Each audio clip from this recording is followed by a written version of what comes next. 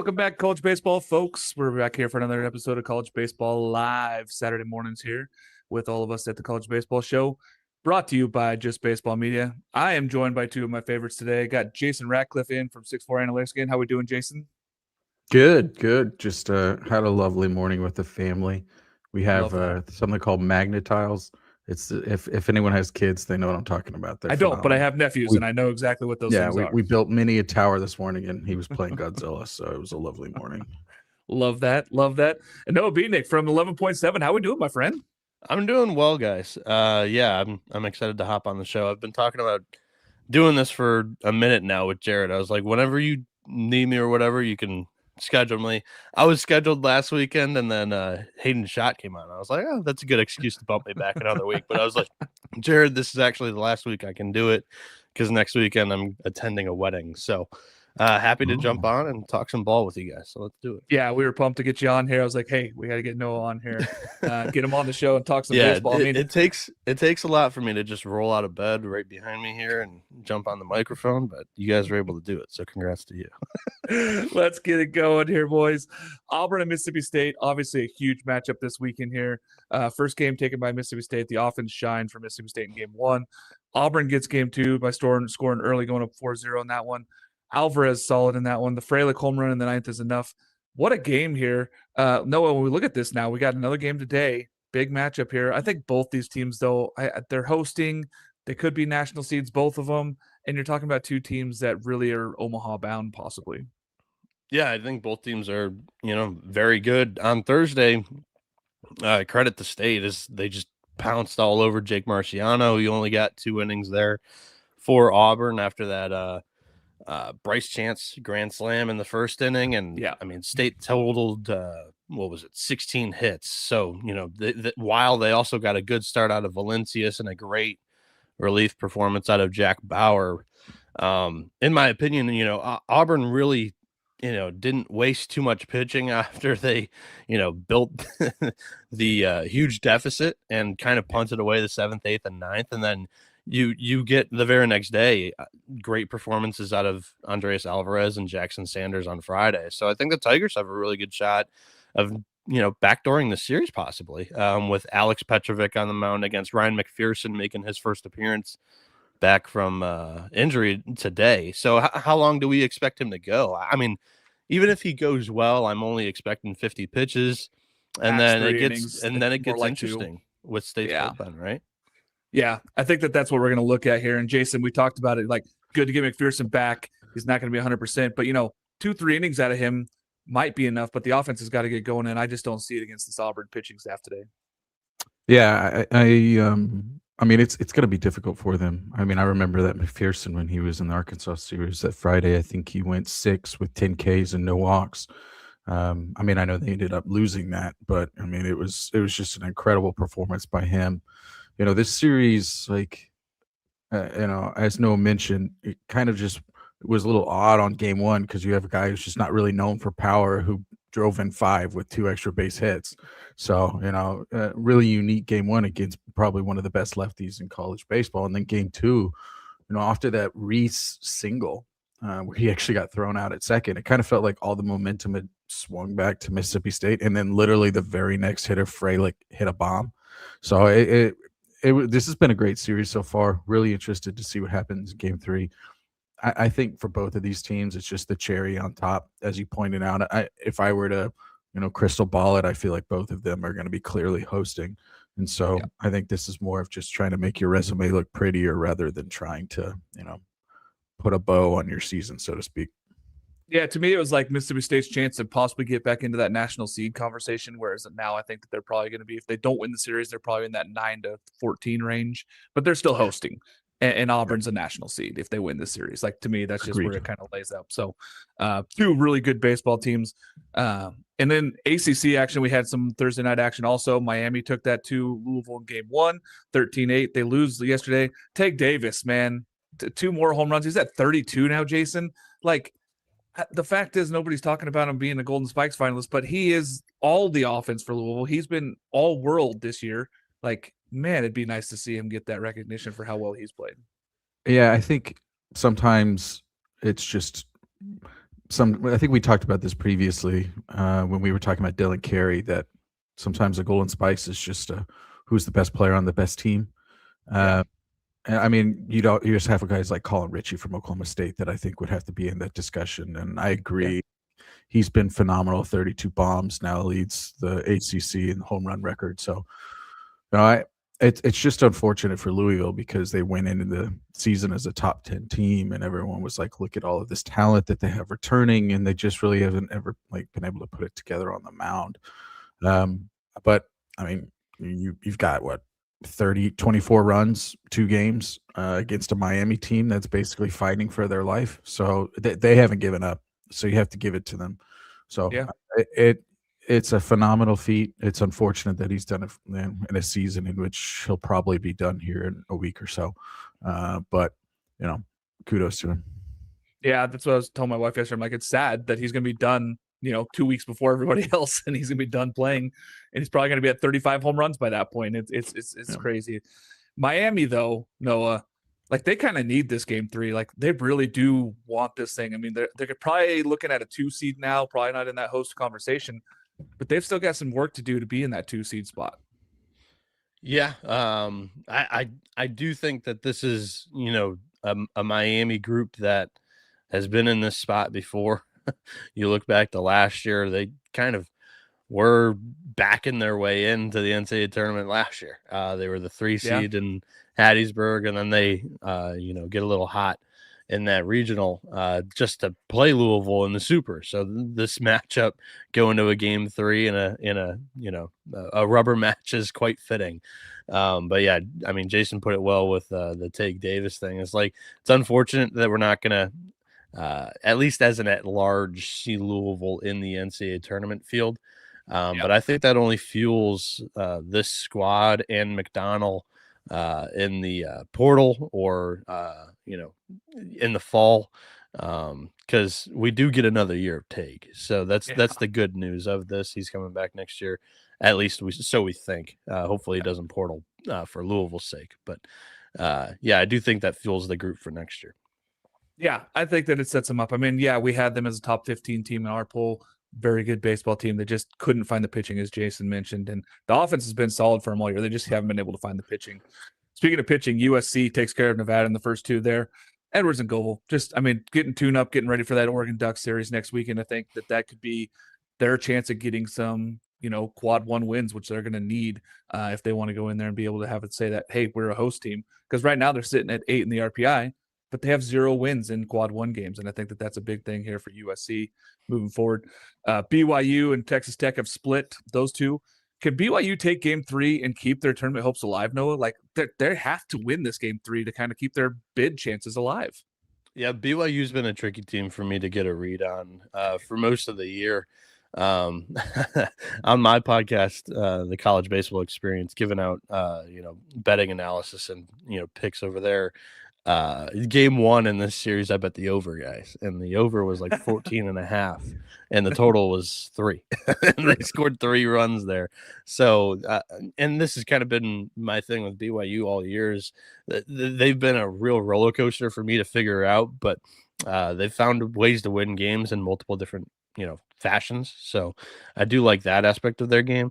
But real quick on USC, just because I don't come on the show a ton, I think they've got one of the most premier weekend rotations in the country. They're 31-1 at New Dedeaux Field this season. Like, I know the quad 1 record, it keeps fluctuating every weekend, whether they've got 2 quad 1 wins or whether they got 0. But if they back their way into hosting a regional, look out, because they're tough at home. Their only losses to Beavers. Their only losses are midweek to the Beavers. Isn't their RPI 8? That's what I'm saying. The RPI says that they should be hosting. The quad 1 win says they shouldn't be. So it's like, I think the really lowest RPI was like that 21 season when all the RPIs were completely screwed up because you had some like Fairfields like just weren't playing anybody. So unless even DSR, which is the new formula, they have them 25th, I think. So pretty different in terms of kind of where they have those teams. But I agree with you. And even if they're a 2 seed, I think they're going to maybe like a Southern Miss or something like that. And if you're a Southern Miss, like you're hoping that you can, hold on to your ace to go in that 1-0 game. Well, it doesn't really matter if it's Yeah, Southern whether you're because facing Edwards or Goebel. Like, yeah. So I mean, there'll be a team that no one wants to, and not only that, but they're starting to hit. Like Yeah. their whole thing all year has been they're phenomenal pitching. They're not great at hitting. It's basically Southern Miss, USC, and Oregon State have all been in that same bracket of kind of those, analytical side. But now they're starting to hit. What did they put up, like 13 or 16 yesterday? Now I understand. Like 11 and 8. Yeah. yeah. So I mean, if they can hit, they can continue to hit. Then it used to be like, hey, they're going to lose a game 2-3. Now it's like, well, if they can score 6 runs, that makes them even more of a difficult team to get out. Yeah, I think that this just honestly might be the end of us valuing RPI so high because it really has been a really mess this Kill year it. for me. Like, if we killed RPI, like I would love it. Yeah, kill it. Because my eyes tell me different things than what the RPI is saying for a lot of these teams. Like, yeah, I agree. Georgia should be a top seed. Like that's their national seed, and in the RPI they're 16th or something right now, which is crazy. So I do think like you find a way to rational analysis to explain why Georgia is that low in RPI. Just look at their non-con schedule. Like they played 20 games against dirt. So and the SEC hasn't been as strong RPI wise as a whole this year. So that kind of hurt every team in SEC this year. Yeah, I'm a fan of the multiple metrics, RPI, DSR, and KPI. I'm just a fan of being able to use more tools than just the being strapped to treat one as gospel. Because if there is an outlier, I do think that you could throw it out. But at the moment, we actually played this game on the most recent 11.7 episode. I actually thought the RPI was kind of the most reasonable when looking at the bubble picture, like overall bubble for sure on the bubble field. Yeah, I could agree with that. On the bubble side, it is really interesting when you get to those teams that are in like that 30 to 50. It makes a lot more sense. But these top 20 teams, it kind of feels like they're kind of all over the board. Where maybe I don't agree with necessarily, especially the top 16 sometimes in there. So I don't know. I mean, I just think that when you value home and away wins differently, like I would understand it maybe if you're going to a newly renovated Lindsey Nelson where you got 7,000 people going nuts and it's Texas. It's like, hey, like if you win there, like good for you. If you're doing it in front of 200 friends and family, I don't think it should have a 1.3 like weighted plus added to it. So I know I think there's value in, as you said, Noah, to have different pieces, but there are clearly some teams who know how to schedule correctly. And you're saying like Georgia, why their non-cons like 260 or whatever it is, they don't really leave the state. They just kind of let people come to them. The Kennesaw States and all of those like Georgia schools, like Georgia States, Georgia Southerns, they come to them. And so if they were even to lose one, it looks awful. Because again, it's a game where the highest they can get 0.7, but those are games in which a lot of times those guys are really wanting to go all out against them. Yeah, I mean, you can really open Pandora's box in this conversation. The only issue I think truly has come about with RPI is the perception of it. Because if RPI readily wasn't available until the end of the year, I don't think there's nearly as much stink about it throughout the season as it would be if we're looking on Selection Monday and we look at the rankings and it's like, okay. But I do think the biggest one, is that you're seeing people cancel midweek games, for example, because of RPI reasons, where it is transparent. That is a good thing. We want to know what would happen in a given scenario if a team was to win, lose, or just step on a field against one of these teams, right? But in that aspect, like, don't schedule terrible teams in the final 2 weeks of the season where you're in this position to have to cancel a game. Yeah. It makes it tough. It makes it really tough, especially because these teams are trying to fill out their 56 games in the regular season, and then all of a sudden they're dropping some. And then I live in the north, and I get northern ball coaches texting me like, "Hey, there's like not good enough readily available RPI teams in our area that we can travel to and play good RPI games. And I'm like, Yeah, you're right. I don't know. yeah. Just Look at Oregon State as a independent this year. Like they thought they had a great schedule, and then a lot of the teams that they're playing are so low in the RPI this year compared to where they were a season ago. So I mean, it really hurts you down the stretch. I mean, Oregon State doesn't play a top 150 team, but they play on the road. They play on the road a lot, and they just game the system. So you're right. They don't play top. They have a 68th non-con. So like the difference is, if I was Georgia, and I know this is hard because your athletic department wants to make money, clearly, so they want to play at home, but go play Kennesaw State at Kennesaw State. Like that will massively increase your RPI because again, like it's not really who you play, it's where you play. If you go play that team on the road and the non-con, your non-con is going to look a lot better than it is if you played at home. Throw me in the boat of last year in Omaha being fascinated with the Beaver story and like the fact that they were able to schedule so well to get a top 8 seed. I do agree with you, Jason, that like they played a ton of road games last year.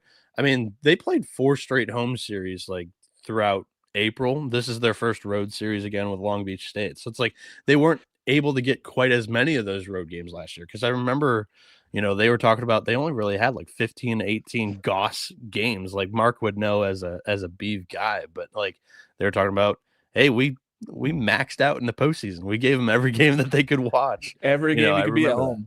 Yeah. So I mean, it's sometimes it's just kind of a self-fulfilling prophecy. So like I think the Beavers with their first like 20 games, they played like 16 on the road or like at neutral sites or something like that.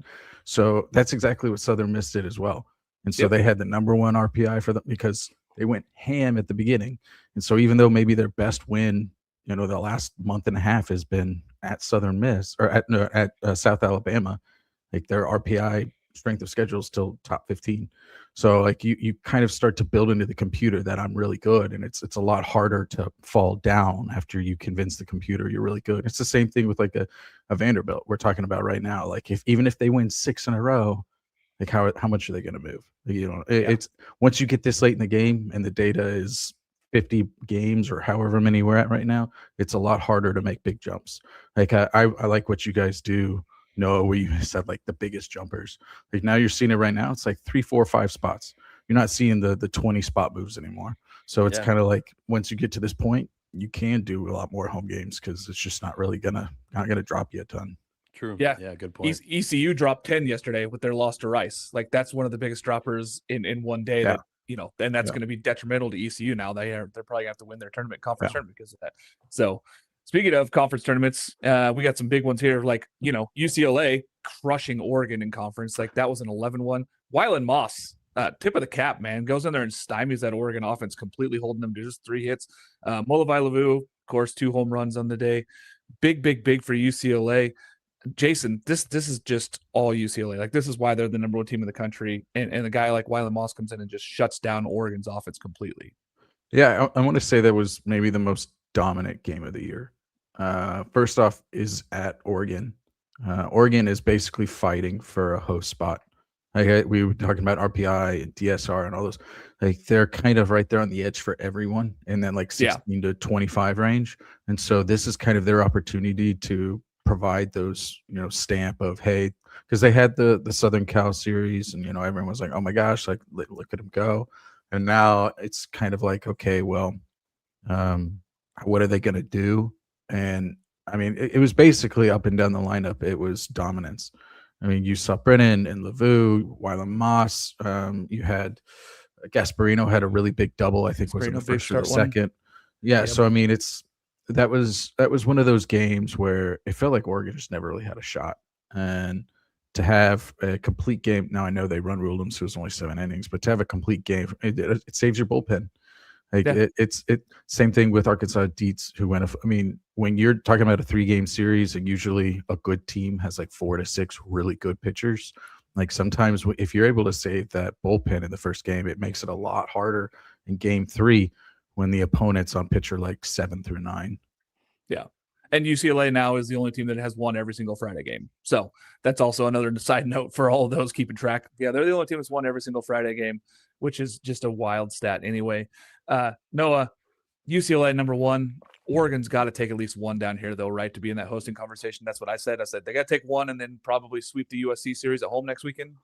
I thought if there was one game that like I thought Oregon could take, it may have been Friday night with Sanford on the mound, but he didn't have his best stuff Friday night. But Wyland Moss looked great. I think that kid's a dog and the future Friday night guy for UCLA. We saw stints of him starting games last year for the Bruins, and then this year he's filled in just almost perfectly for Redeman. I saw UCLA in person last weekend in East Lansing, and I saw a team that probably needed to taste their own blood a little bit, but they were facing the most adversity that weekend than they had all year. This has been a pretty smooth sailing season for UCLA, but when you're talking about missing your Friday night ace and trailing for 16 of the 27 innings that you play against Michigan State, who's currently on the outside of the Big Ten tournament picture, I thought that said a lot for them to fight back in game 1, game 3. Game 3 they're down 10-2. That's a really good ball club. That's a team that was 19 whatever all as freshmen and now as juniors. Like, they've been in the dirt, to bring back a saying that I said about 10 minutes ago. So they know what that's like, and they've really enjoyed the taste of winning recently. I do think like one piece of bad news to just keep an eye on now is last night Rock slid back in the third base with the thumb, and that was getting checked out yesterday. And then you also had the double play ball against UCSB a couple of midweeks ago. He slides up with his hands up and it gets drilled, like that wrist area. There's a lot of little bones in there, and I'm getting a little bit nervous about the hamate. Everyone knows the word hamate now because of hamate baseball. Now. Yeah. Yep. Yeah. Yep. It's welcome to baseball. It's crazy. It's just another one of those weird things. Like, UCLA really good at baseball. That's just what we'll say on this one. And Oregon needs to take a game, I think, down here, but I think it's tough now, especially with what I think they need to take the next two, honestly, after getting run ruled. I think everyone was watching this game. Everyone. It was highlighted. It's everybody's first pick for the best game. Who is Oregon? And then they just got dog walked. So I think they need to win the next two. West Virginia going in and beating Kansas at Kansas, the first Kansas loss in conference here, 4-1.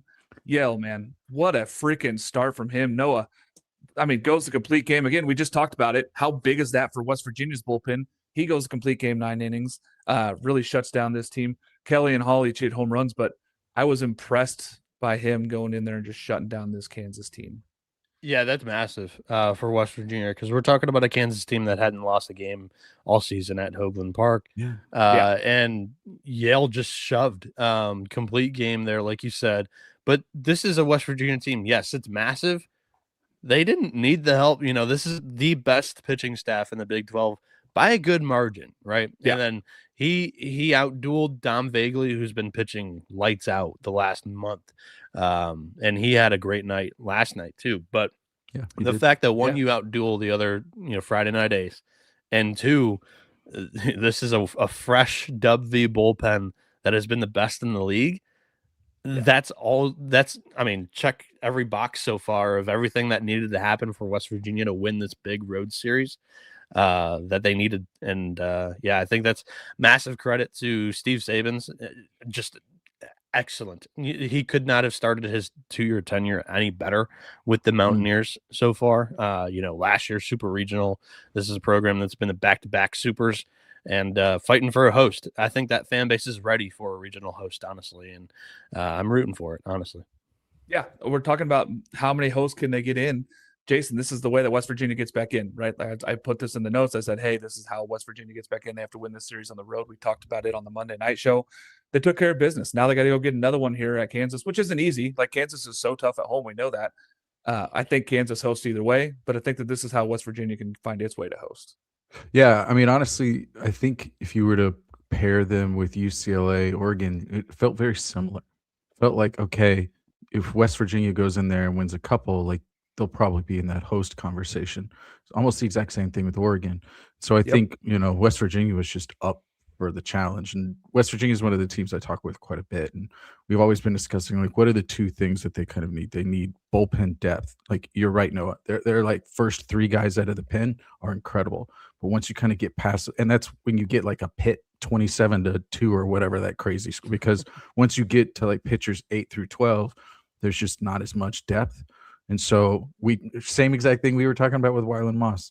Like you have a guy that throws a complete game, you save your top 3 bullpen arms, and it makes it a lot easier to eke out another win or 2 on the weekend because you have your best arms still available. And the second thing is Pop.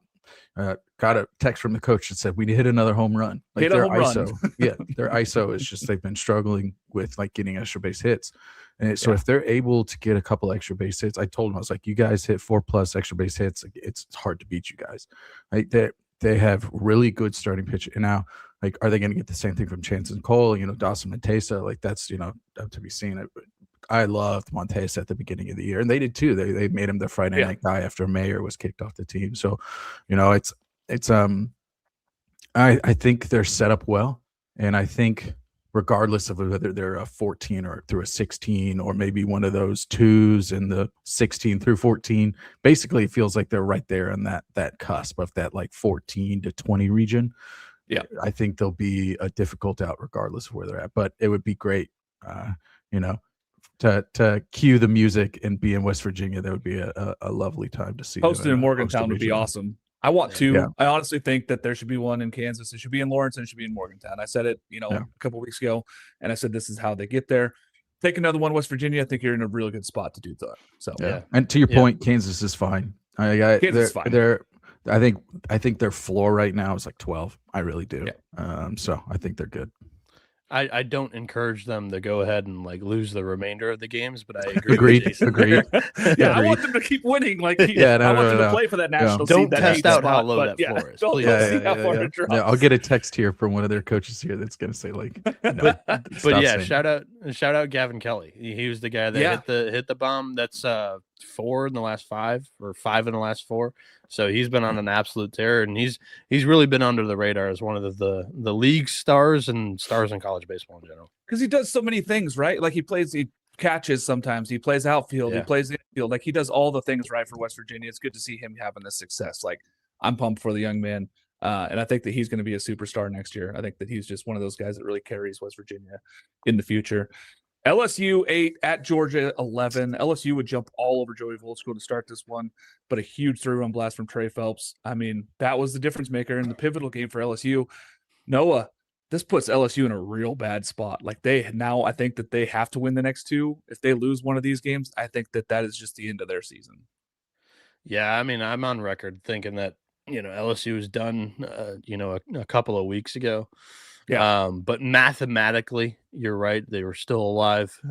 But I was just looking at, you got league leading Georgia on the road, and then you host Florida, I mean, you never know what you're going to get out of the Gators, but I do think that Sully handles LSU pretty well in his tenure at Florida. So it's like, I was looking at kind of an uphill climb. This is, to be expected from me. I actually was impressed by LSU jumping out to, the early lead that they had built in this one, but bullpen kind of chokes it back up late there after Schmidt got pulled, which, by the way, like 11.7 has many, many clips that pop off from every single day in college baseball. One of the most viral clips, like unreasonably viral, was Jordy Oriak smashing a foul ball about 550 feet, and they immediately pulled him. Schmidt immediately gets pulled. But Trey Phelps had a day at the plate, 1 through 5 in Georgia's lineup, went 8 for 8, and then got on base in 15 of their 25 plate appearances, scoring 7 times, knocking in 6 of Georgia's 11 runs. The lineup is very, very good. That is why they're a first place team in the SEC. I do think the pitching is questionable in their weakness, but until somebody can outscore Georgia in a game, in a series, it's their league to lose right now. I think their magic number's 3 now. Yeah, I think that the thing is that Georgia just has so many arms that they could turn to. So even if it's like, hey, this guy's struggling, they'll just throw another guy out there. Like, okay, well, it wasn't your day. We got other bullpen arms. We're just going to go to somebody else, and then our hitting's just going to keep us in every single baseball game. Jason, this clearly puts Georgia in that national seed host. Like I always had them in the national seed host. Like I don't know why anybody ever talked about them not being in the national seed host, but this really crushes LSU. Yeah, I think the only reason that people would maybe say not is, again, the RPI is wonky, but it is what it is. Honestly, as you were sitting there talking about it, I wanted to, like, do you push up Aoki? Like, I get it. Like, he doesn't throw 95, 96. Like, he doesn't have like a wipeout slider. But he has 5 different pitches he throws for a strike, and he throws strikes. And you have an offense that can score 1 million. So if I was Georgia, I would pitch him game 1. Like, throw your best guy game 1, because he's going to be the guy that puts you in the position to win. Yeah, like, I know Will loves the fact that he used to go 2 games, and like, I get that, but with their offense, if you're able to get to the opponent's bullpen in game 1, it's going to be a really uphill climb to try to beat Georgia. And I know they lost Henry, and everyone was like, well, and the thing is, they have like Callaway off the bench, Black is like a part-time starter, it feels like. I mean, they have so much depth. Lujo, they got all these guys. Ishikawa is like still, I mean, like, they have so much depth that it's kind of like, I'm not going to say it doesn't matter, but it's like, if there was any team that could just kind of like, wipe off the sweat of an injury, it's Georgia.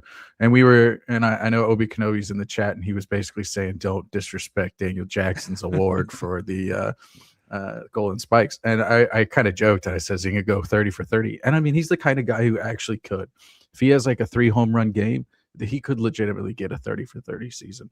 So 30 and 30. We're not talking about an 30 and ESPN 30 special. But yeah, no, they're so good across the board. And I barely even touched on Trey Phelps, who's having a resurgent season after his kind of like felt a little drop down last year.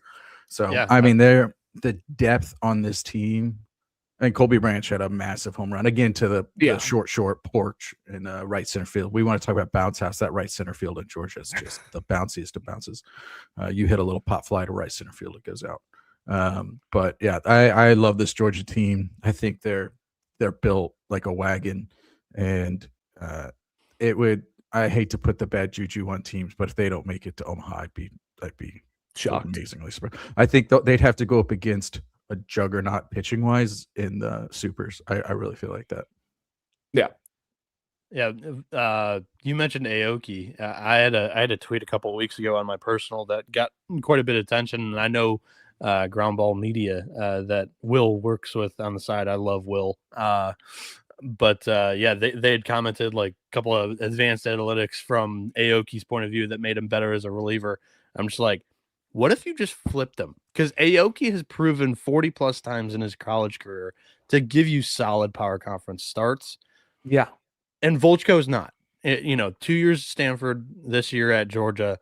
He's got good stuff. He lives too much in the zone. He gets rocked. He gave up 7 runs in this game, but credit to Zach Brown and Justin Bird combining for 5.2 with only 1 earned run that won him the game.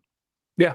And that's the thing. They have so many arms. Like I'm all for Aoki starting. I said at the start of the year, I wanted him to be in there, and I saw where Georgia used him, and it was smart. They used him in high leverage situations. They used him multiple times in a weekend. I get it. You're getting maybe your best arm out there 2 times in a weekend, which is important also. Yeah. I would like to see him start, especially when you come to like a regional and you don't want to take any chances with the 4 seed. Throw Aoki game 1 and just be like, hey, he's going to throw strikes. He's going to beat up whoever's in front of him, and it's fine. But we'll see. Speaking of beating up, Ole Miss takes care of business at home against Texas A&M. Hunter Elliott, we talked about this, Jason. Huge effort. 11 strikeouts, 1 walk over the 6 innings there, stopping that A&M lineup. Only 3 extra base hits from both teams combined in this one. I think that was the most shocking stat, and 0 home runs. But a huge effort from Hunter Elliott right when Ole Miss needed it. Yeah, kind of one of my mantras that I've just been repeating for, it feels like, the past 6 weeks is it's incredibly difficult to beat Ole Miss on Fridays. Now, the last 2 weekends, it was at Arkansas, and I think it was either versus Georgia or at Georgia, I can't remember, but he gave up like 14 runs in like 5 innings between those 2. And so it was part of like, I was reaching out to the coach. I said, Elliott good. Like, I think he's been so good throughout the year. It was kind of like, okay, well, is it going to be easier to beat them? And then you've had Becerra and Unimark, who, I mean, they'll have some extra, but you talk about a team that strikes out. Ole Miss strikes out. So Yeah. you always talk about the 3 true outcomes. There may not be a more 3 true outcome team in the country than Ole Miss. They hit home runs, they walk, or they strike out. Not a lot of balls hit the dirt for Ole Miss. So I really like this Ole Miss team because their pitching is so good. They have a very good pitching staff and a very deep pitching staff. Get ready for Reb and Townsend. Those guys are phenomenal. You talk about upper 90s, like just really the plane in which it comes in, your horizontal approach, like it's incredible. Like every guy swings underneath those fastballs. So I really like this Ole Miss team. I think Texas A&M.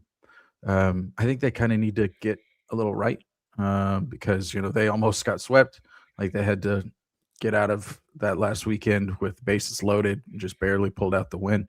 And now they're 1-3 in their last 4 SEC, and so that's kind of like, hey, we need to right the ship a little bit. Still really love A&M. I'm a big fan of the A&M team. I was a little surprised with the Sadeo move to go to the Pen, but especially this late in the season, feels like you had a formula that was working. Why change it? But good coaches know their teams better. But I think the next few games will really be important for me to see how Texas A&M responds. Yeah. Noah, does this put Ole Miss back in that host conversation? Because to me, like if they take the series, all of a sudden I put them back in that top like 14-16. It's real close.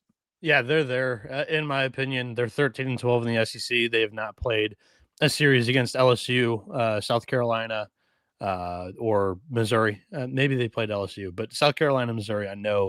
I was doing that math earlier in the week. Like you talk about Georgia, who's currently leading the SEC. They played both of Missouri and South Carolina and swept both. So it's like that's 6 wins that Ole Miss and, very few other teams had that. But I think that's even more credit to the Rebs. And, when you're looking at overall stats, that's 6 SEC games that you're unable to kind of bake in a little bit of a better hitting statistic or, kind of hit the ball around a little bit in the yard instead of striking out so much against some of the power pitching staffs in the conference. On the A&M part, this is what I've been saying both on 11.7 and the college baseball experience. I've been in the minority of saying I don't believe that A&M's pitching, has been good enough. And Shane Sadeo has like a ERA north of 7 in the SEC. They tried the opener with Ethan Darden. I do think that's a unique and different choice of going with Darden on Friday. He gives up the 2 runs in the first and second inning, respectively, and they're immediately behind the 8 ball. And it's like, did we overthink this a little bit? Like to Jason's point there, but yeah, I'm stumped on A&M. I really am. I do think that they've got 5 arms, and 5 arms is enough. If you control your destiny throughout a regional and a super regional, is it enough to win a national championship like everybody else kind of throws them in that conversation? I don't know. It'll be hard. I think you have to get length. NC State did it with 5 in 2021. Now COVID is the only. But those guys were throwing 7-8 innings and that's when you had Highfill and those guys. They were getting 7-8 innings and then they were sending it to their 2 bullpen guys every single game. Those 2 freak lefties. So I mean, you can do it. You just have to get really like crazy length from your starters, which they usually don't get. So I think that would be hard. Arizona State loses at home against Oklahoma State. The bullpen blows this one. 6 runs for Oklahoma State in the top of the 9th. Unbelievable comeback here for Oklahoma State.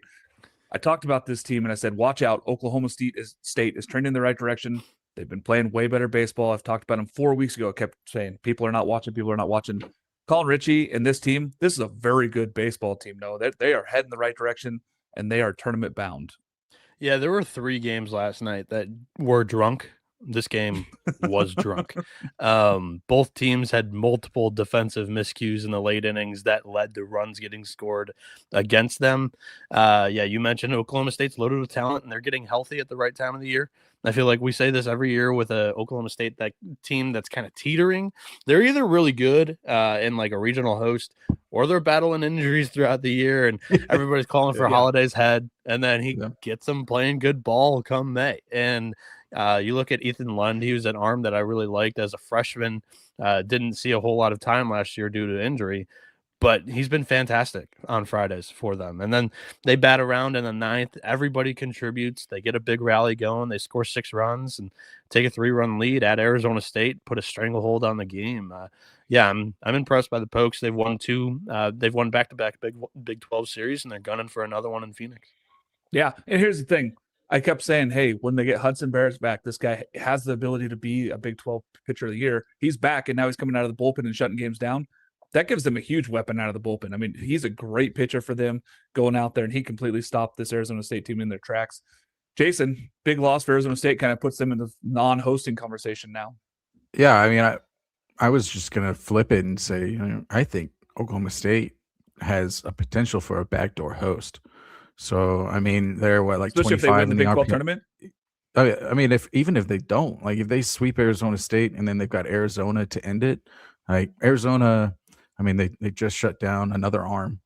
So it was it Kramkowski, right? I don't want to Smith Bailey. Smith Bailey. Yeah, Smith Bailey. Yeah, they shut down Smith Bailey. Appreciate it. I was trying to remember. I was like, no, that's not good. I mean, they took, I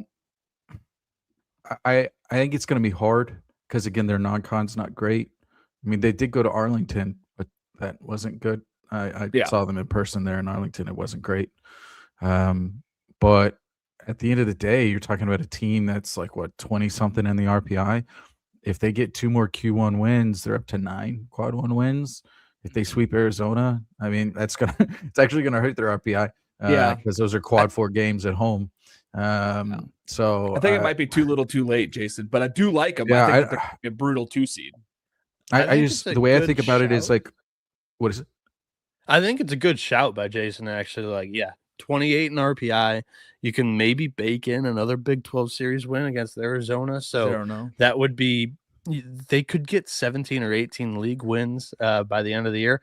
This feels like a Arizona 2024 or 25 team where they worked their way into a host late, or last year they were in the conversation, head up to Eugene, win that regional. Like, this Pokes team is hot at the right time, no doubt. I mean, they could be. I mean, again, I'm just going to play the hypothetical game here and just pretend that they went out, because I think that they have to do that to host. Yeah. And so if you're talking about that, you've got 15 Q1, Q2 wins. They're 15 and 12 in Q1, Q2.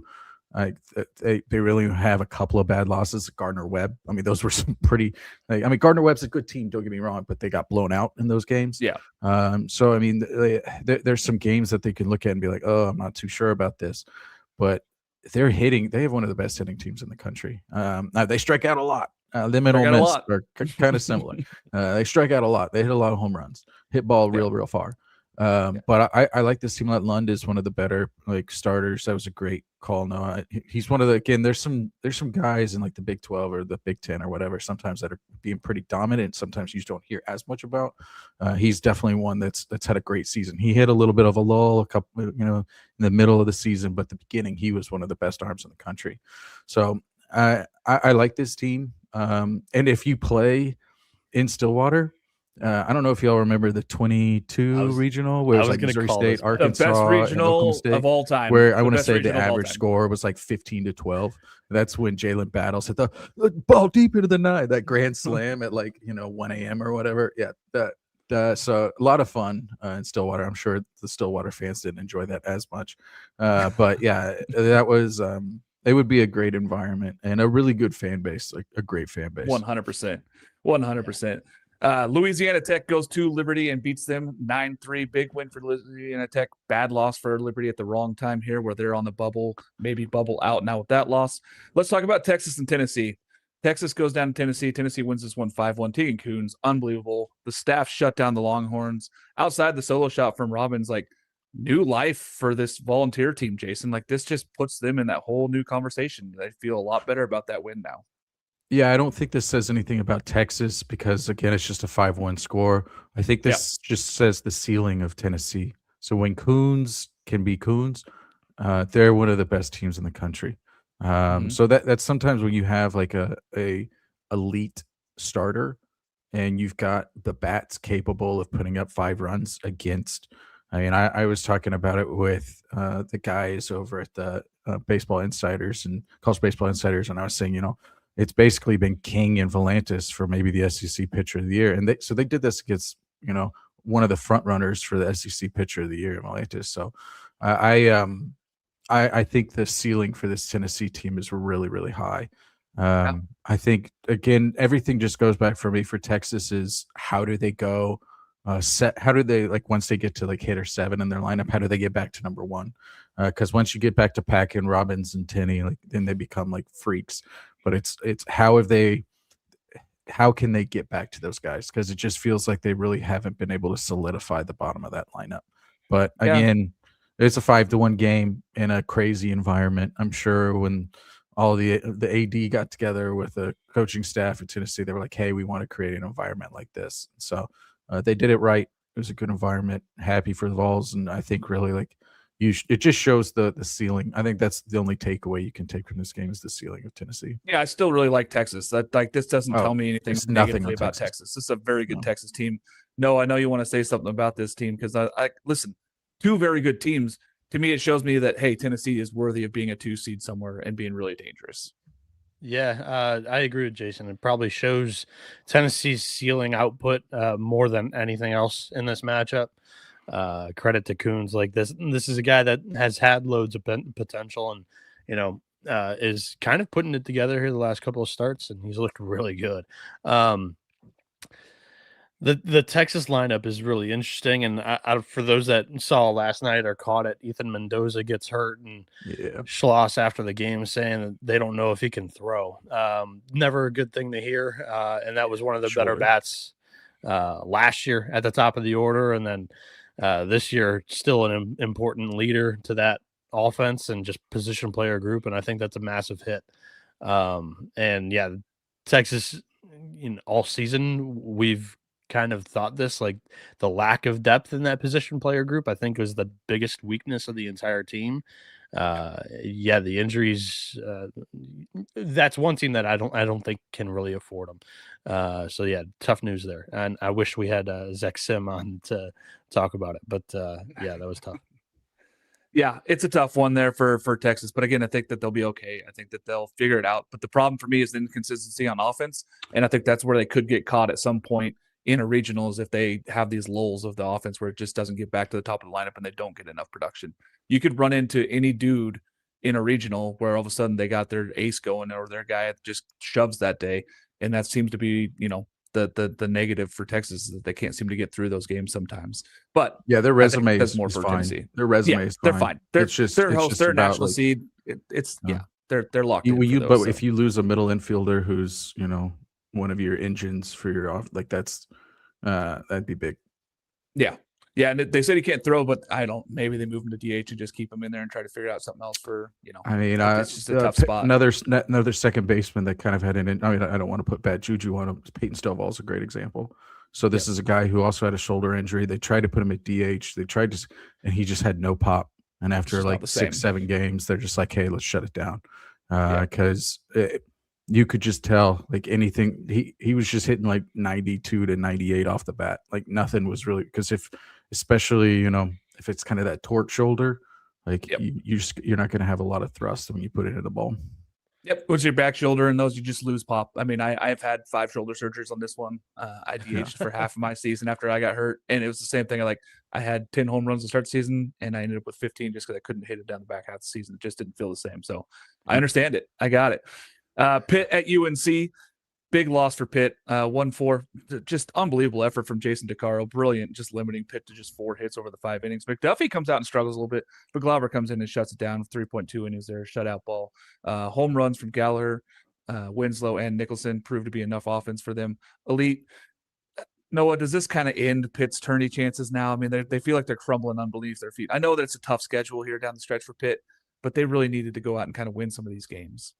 Yeah, the ACC record was the number one thing I think that was kind of holding them back. Going into the final 2 weeks of the season, I don't think they were able to afford many losses. The good news for them is they played Florida State and North Carolina in back-to-back weekends. I don't think anybody's knocking them for losing to those teams, right? But they didn't build themselves enough insurance throughout the first 2.5 months of conference play or whatever. So the Cal series loss was tough. There's some other series losses in the ACC play that just weren't good. Yeah, the story to me is North Carolina, as it has been the last few years, and this North Carolina, baseball program has just been a well-oiled machine. They've, just churned out these star pitchers left and right. And it's been a transition. Smooth transition. Holy moly. It's a morning. I'm not a morning guy, but from smooth transition from Mike Fox to Scott Forbes. And then you look at a guy like Bryant Gaines, who's been working with this pitching staff. You've got DeCaro, you've got Ryan Lynch, you got Folger Boaz, you had Jake Knapp last year, you have Walker McDuffie, and Ryan Lynch, who was the reliever last year as freshman, both breaking out some of the best relievers in the country, and Caden Glauber this year. I mean, guys, like, it's a well-oiled machine. Every year they're just making these kids in factories that are coming out and leverage innings as freshmen or sophomores and just getting outs, man. Huge. I love what UNC talked about them a lot on this podcast, and I just think that they're a national seed. They're doing all the things right thing. Their pitching is so elite. Like, if they get enough hitting, they're one of those teams. If they get enough hitting, that they'll be able to get to Omaha as well. Like, that's how good this team is. Oklahoma could not touch Dietz, and Arkansas definitely could hit. Ruiz, Kozel, Peck, New all hit bombs in this one. Jason, big win for Arkansas. I know we're running low on time, and I want to get to that Florida Kentucky series, but this was a big one here for Arkansas to go take care of business, and tough loss for Oklahoma. Yeah, I'll keep it short and sweet. Don't know what's going to happen with LJ Mercurius. This is the second week in a row where they've kind of done TBA on him, and they went opener, like you were kind of mentioning Noah for. Oh, wow, I've already blanked on the team we were just talking about for opener. But as soon as you said that, I was like, Texas that's A&M. Oklahoma. Yeah, Texas A&M. Thank you. They've done the same thing last week. They did an opener, and then Mercurius went like 4 and looked really good. They went him to start this, and he got rocked.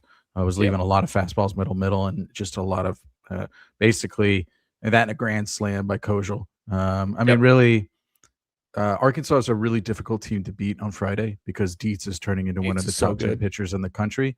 And also they're starting to get the pop. So that's about like 12 or so home runs in the last 5 games. So the thing that's really been a struggle for Arkansas is depth, similar to Texas, but the top is just not nearly as good as Texas. They've had a really difficult time rolling over to, Helfrich and to Kozel. So they've Stewart, Pompey, and Aloy, their kind of resurgence back into getting some extra base hits has provided a lot of volume for the team because previously those guys were almost auto outs. I mean, all of them were hitting sub 200 in the SEC. So it was just kind of, it was like who can get a hit. Arkansas as a team had no one who was hitting over 300 in the SEC going into today. So the offense really is kind of been one of the things not many people have talked about, but it's been a struggle for Arkansas. For Oklahoma, I think this is honestly just a general trend of where they've been going. I've been saying this now for 3 or 4 weeks. I think they've just been on a slide backwards. They're going to need a huge start from Cam Johnson now today to kind of put themselves right, but I just don't see it happening. I think Arkansas goes through and finishes this one off here the next 2 games, and I think Oklahoma finds himself needing some wins the last week into the series. Last week, Arkansas's Jekyll and Hyde. Oklahoma could take the next 2. No idea. Yeah, it's but 100% good. Yeah, Cam Johnson could also walk 6 guys in an inning and make it ugly again. Florida State beats Clemson at Clemson 8-4. Huge there. Wes Mendez looked really good over 6 innings, striking out 10, just 3 earned runs. Delamelier and Stutzer both hit some big home runs there for Florida State. Clemson's hopes are swirling the drain right now as they lose this one. They have to win the next 2, I think. I said that they had to win 5 of their next ACC games. Doesn't help when you drop the first one. Kentucky at Florida. Kentucky 6, Florida 7. Kentucky blows the lead late. Great start from Cleaver. Like, Kentucky was in the right spot. They had other things going. All the runs late for Florida. They walked this one off late. Not a great start from King. Kentucky got after him early, but this was a big win for Florida and a brutal loss at a bad time for Kentucky. Noah, like, this is not the time the Kentucky needed to drop one late. Yeah, you teed me up on 2 teams that I do have quite a big bias for, with Bakich at Clemson, and then Kentucky was like one of my teams this year entering the season I was so high on. This was one of the games I was talking about at the end of the night that was drunk with the Kentucky-Florida weather delay, and then Kentucky's leading 6-1 in the 8th inning. Florida scores, I think it was 6 runs in the bottom of the 8th. There was like 3 or 4 pitching changes from Coach Mingione there, but it was Brendan Lawson who came up with the big triple. It may have been a double if it was credited with an error in the left field. I think it was double credited. It went right through his legs. Yeah. So it's just Kentucky baseball. It's like you're there, and then you lose a tight game. It's like, oh my God. But they've gotten healthier. They've played better baseball the last 3 weeks. Good to see Cleaver getting a back-to-back good starts. Like he had another good start. Yeah. Like, Yep. Yeah. Owen Jenkins had a good day for the most part behind the plate. I know he had the pass ball that gave the leading run, but yeah, he's been a freshman bat that I've been really excited for. And then Clemson, I wasn't really counting them to really win that game. Wes Mendez going, and then they went opener, and then Justin Lagernick, which, I like what Clemson's done recently. The last 2 weeks, they flipped that weekend rotation. Dane Moeller opening on Fridays, and then they've done Michael Sharman Saturday, Canuck on Sunday type of deal. But you really kind of punt that Friday night game, and that's what they did against BC. They won that series, though. So I'm keeping an eye on Clemson in game 2 and game 3 here. They still got to win the series, but it's not going to be easy against Beard and more. Like that's just they basically have to win the ACC tournament to get in. I do agree with your opening statement there. Yeah, I think put them in a bad spot. Yeah, agreed. Because now everyone can just point to their conference record and be like, "You're going to be at max 13 wins." At max 13. Cincinnati winning at Kansas State, huge for them. Bumps them up in the RPI. They're now up to 19, and I had talked about them on the Wednesday and Monday show, saying, "Hey, this is a team that could sneak their way into being a host." Like this Cincinnati team, really good on the road. They go take care of business at Kansas State, 4-2. Big there for that one to go get that win. NC State loses at Stanford. This is a crushing blow, Jason.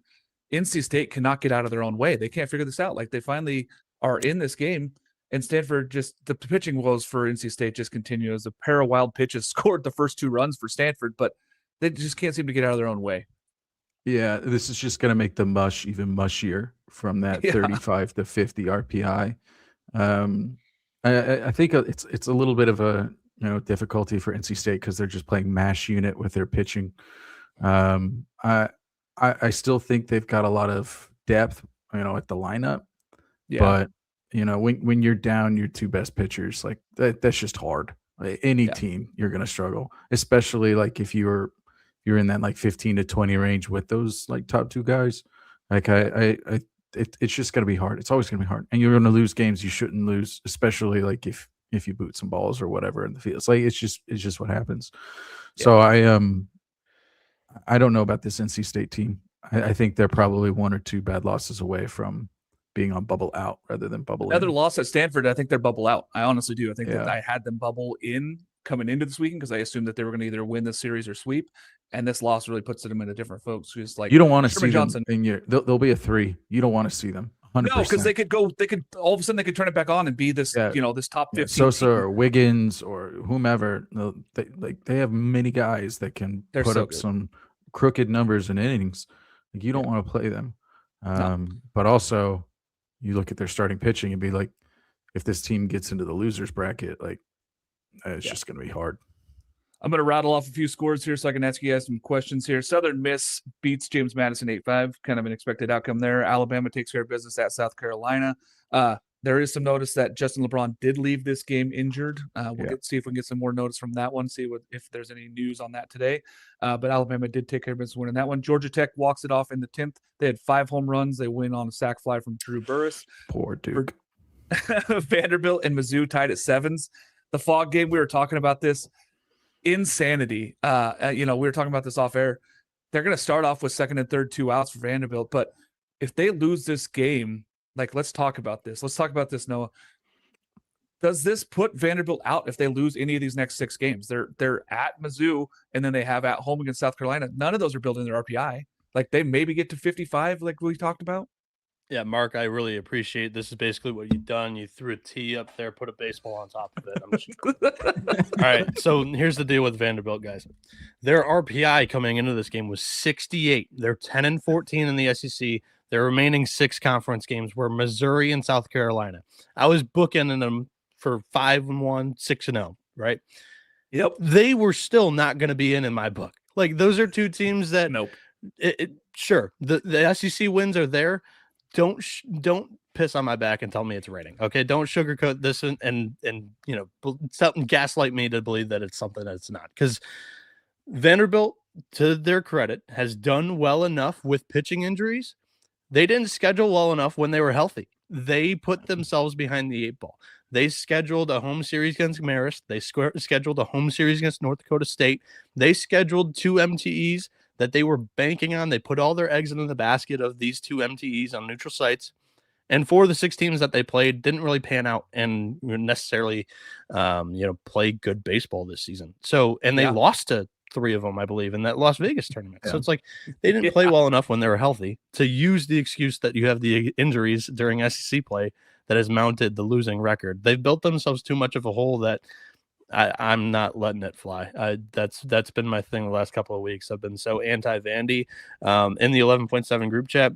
I was like, good night, boys. Great day of baseball, right? And I was like, oh, shoot, we could still hate watch Vandy a little bit. But, dude, I was in the group chat texting away, dude, Dimitri, clip this. Like, this is hilarious. I'm dying as the umpires are trying to review something that they can't see. They can't even see it. Absolutely hilarious from Braden Holcomb. Like, TrackMan says that it's a home run by batted ball data, but Dimitri goes down a well and pulls up Google image photos and everything. Like, we're doing the math here. It was a home run. It was a home run. I wonder if They they called it a can ground rule change that. double.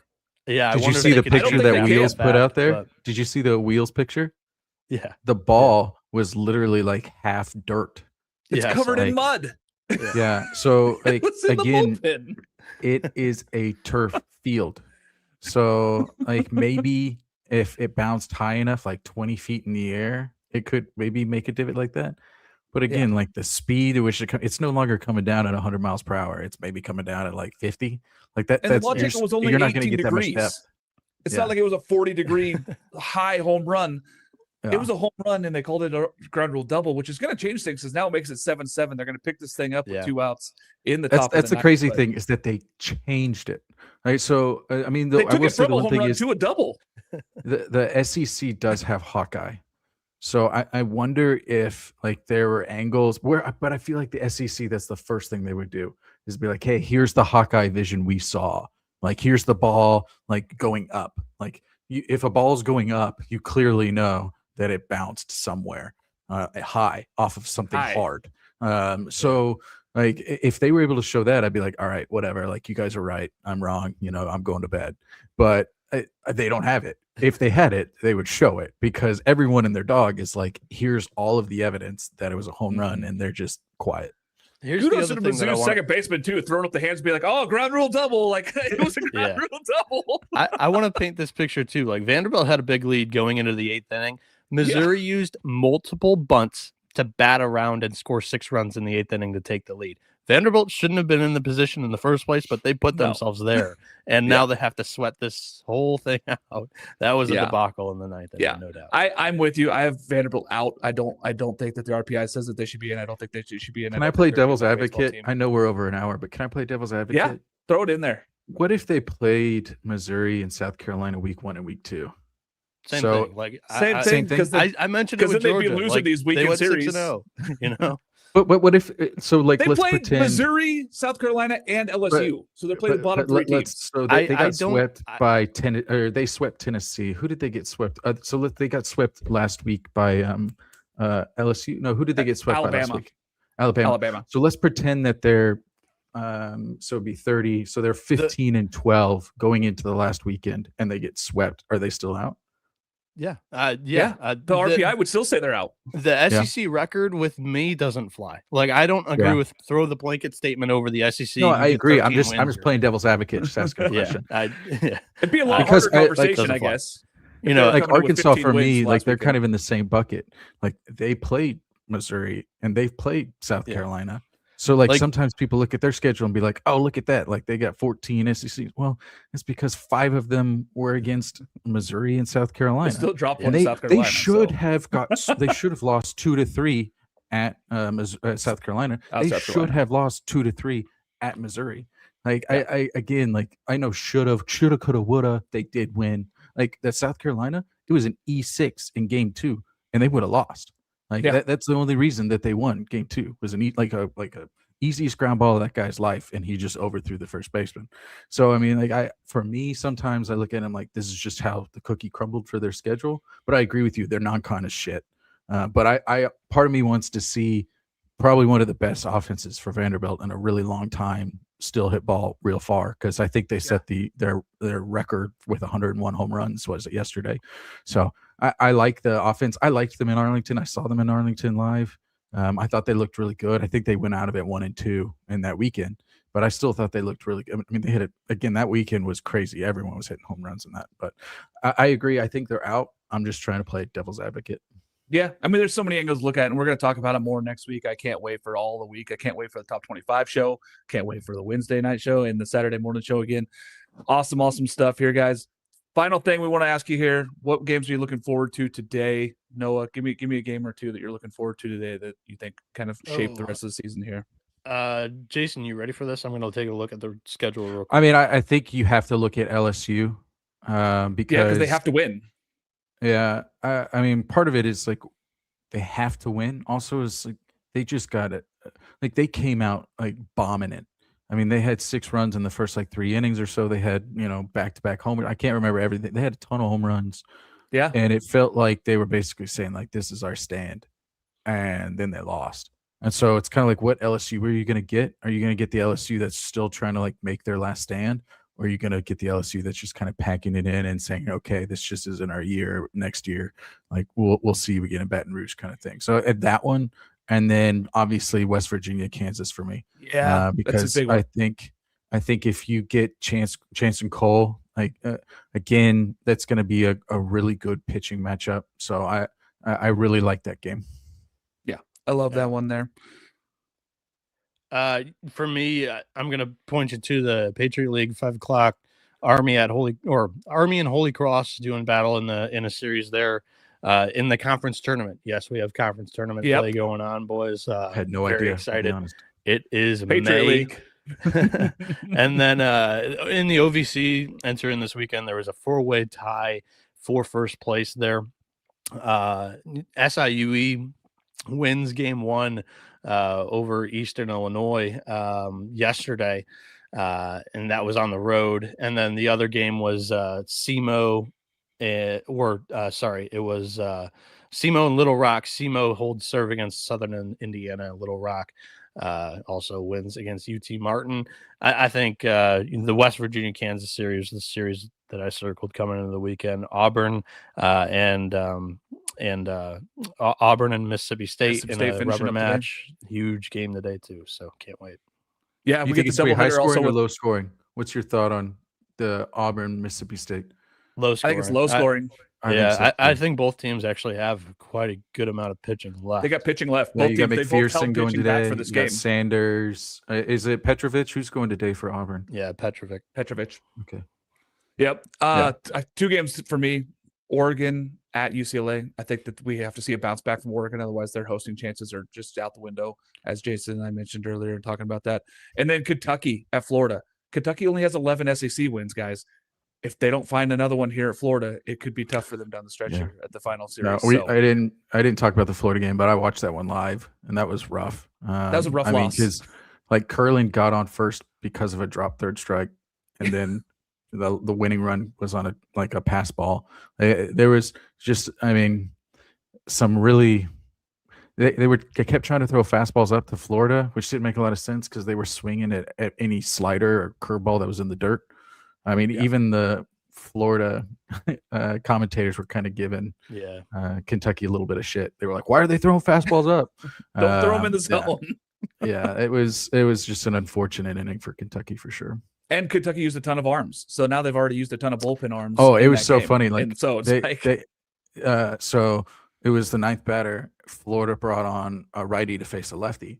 And so then Kentucky came out and brought a lefty to face a righty. And then they kept right after Kentucky made a pitching change, then Florida made a pitch hitting change. So there was they could literally see the coaches looking at each other, kind of being like, is that dude about to put in a pitch hitter? And yes, the answer was yes. It was a unique scenario. Great stuff. Final thoughts here before we end off this show. I know we're a little over today, but it's great to talk baseball with these two guys. Final thoughts here, Noah? Thanks for having me on the show, guys. I appreciate it. You guys do great work, not only in season, but I'm actually much more of a fan of the off-season stuff that you guys were putting out, all the interviews, and just keeping the conversation going, even when the sport's not got the light bulb on. So yeah, I appreciate coming on the show. I was telling Jared anytime, but Thanks, man. it needed to be this weekend, or else I wouldn't have been Hey, able to do it this We year. got you in, and we got some more stuff coming out. We're going to have a ton of off-season stuff with Backside Ground Ball Media. Like, that's going to be an awesome one here. We get partnered with those guys, so we're going to be doing more stadium tours and all that fun stuff. So can't wait. There you go. Yeah, buddy. Jason, final thoughts here, buddy, as we head into the rest of the weekend? I got nothing. Just another good day for ball. Gonna go enjoy it. And yeah. Going to go enjoy some baseball. Thanks for joining us, folks. We'll see you guys live Monday night for the Top 25 show, and then Wednesday again for the preview show. See you guys next week.